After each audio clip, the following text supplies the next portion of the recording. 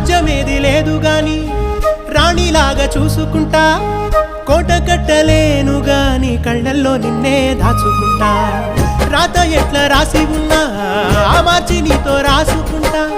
స్వర్గమంటూ ఉన్నదంటే అది నీతోనే ప్రతిరోజు పంచుకుంటా నిన్ను గన్న మీ నాన్న కన్నా